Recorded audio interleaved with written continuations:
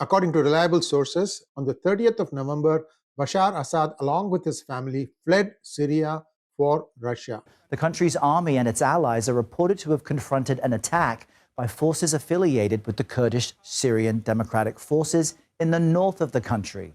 Now, this comes after rebel fighters over the weekend took control of most of Aleppo. What people need to see, and we've got the map here, there are Russian bases in Syria. There are U.S. bases in Syria. You've got the Turks now coming down from the north. You've got opposition forces, some of whom have been aligned with al-Qaeda. Remember, these are the moderate jihadis. We talked about pipelines. We talked about how the U.S. wanted to back a pipeline from Qatar to Turkey across Syria. And so you also have Kurdistan, which the Turks want to take. This was prior ISIS territory. ISIS came in and was able to control those border crossings between Syria and Iraq. I know we're going really fast, folks, but I'm trying to get to a point here for it to make sense. But Darren, who was it that really started the Syrian civil war all the way back in 2011? Well, I mean, there could be a lot of answers to that depending on the approach. I mean, there's of course the whole, moderate rebel situation, as the position of the Syrian civil war as an extension of the Arab Spring, because the Sunni rebels were not confined simply to Syria. There are different iterations of it, where that was what's going on in Libya to some degree. But was this really a spontaneous, independent uprising of Sunni Wahhabism and fervor across the region? Or was there someone perhaps, fanning the flames along? Well, there were quite a few people. Clinton, Hillary was a big one.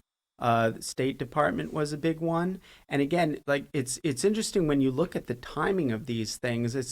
It's almost similar to Black Lives Matter in our own sort of domestic protests, where it seems like there's a method to the madness, that it flares up at a specific time for a specific purpose, and then it disappears just as abruptly. And then all of a sudden you didn't have any kind of major flare up in Syria until right now, at this kind of critical, transitionary, lame duck presidency period, the same period in which Ukraine's given long-term missiles, the same period in which people are testing the waters, so to speak, for a variety of reasons in different foreign policy arenas. All of a sudden, this new group, the made-over version of al-Qaeda,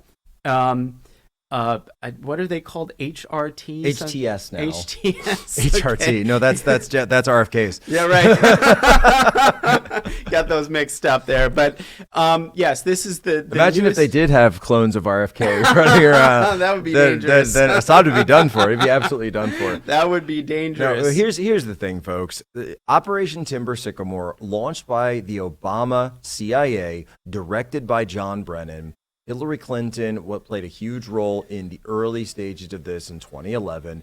This was one of the largest CIA dirty wars that was ever conducted in their entire history. They were the ones training these groups. Right. They were the one training this opposition, along with Turkish intelligence, who is running the current operation in northern Syria. It is being absolutely directed by Erdogan. It's been directed by Turkish intelligence. And it was the U.S. early on that trained a lot of these groups who were splinters of al-Qaeda. That's why you get the great email from none other than Jake Sullivan, the same Jake Sullivan who is our current national security advisor from WikiLeaks, who said al-Qaeda is on our side in Syria. Well, it's interesting when we say sort of the Sunni rebels, these so-called moderate rebels, but really different versions of al-Qaeda. Another great John McCainism, by the way. Exactly.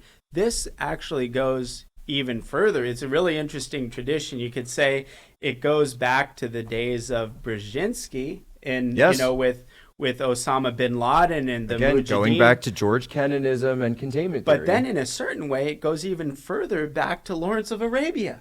This is This is very much like the Anglo-American approach of weaponizing these. It's sort of these splinter groups, these you see a similar version of this with the Azov in Ukraine, these sort of criminal thug types. You see it with the relationship with the cartel elements in South America, even to a degree, and this is a more sensitive domain, it's more complicated, but even to a degree with Uyghurs in China.